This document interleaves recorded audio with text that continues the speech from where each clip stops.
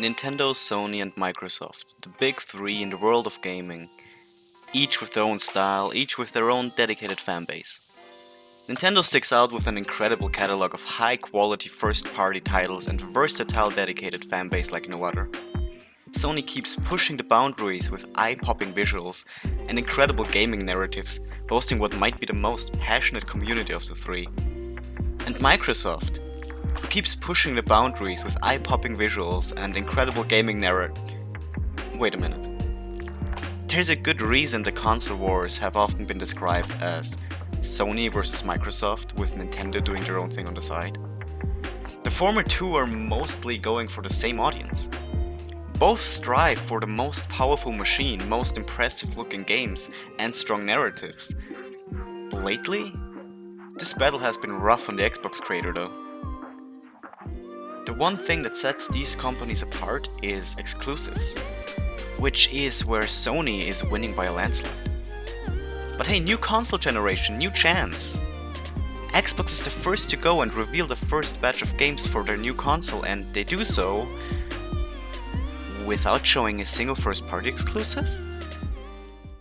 Microsoft, we gotta talk.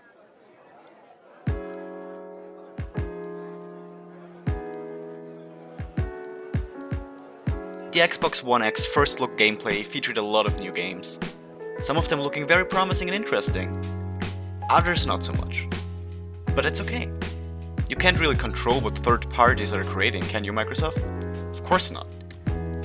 That's what makes them third party, so I ask you this. Why would you leave your first gameplay reveals for your brand new console to them? In recent years you have had it rough trying to convince video game fans that you're worthy of being one of the big three.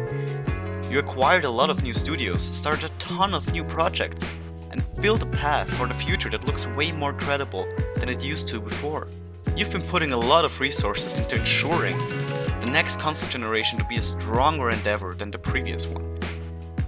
Yet, after all that work, you decided to show off none of that in what is possibly one of the most impressionable phases of your console launch path. The video game industry is fueled by hype. To impress and turn heads, you have to give the people something that would make them want to be excited for it. It is understandable that you might have had development issues like every other company too at the moment, so no one expects of you to just throw it all out at once. But please, Microsoft, at least give us something to be hyped about. Something we know we can only play on your platforms, where we know that this game exists due to a generous funding on your part. This is what makes gamers turn their heads your way. Don't end your presentation with a gameplay trailer of Assassin's Creed, a game that not only isn't exclusive to your platforms, but was even shown off already. And the fact that there wasn't even any real gameplay to speak of is just another pinch of salt in the already open wound of your fans. Microsoft, I want to like you. I want every company to do well for the sake of a healthy competition.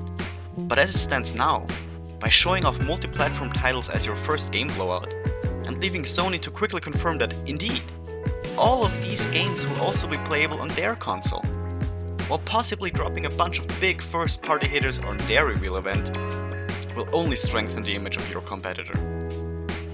We could be on way better terms, Microsoft. You just have to play your cards smart.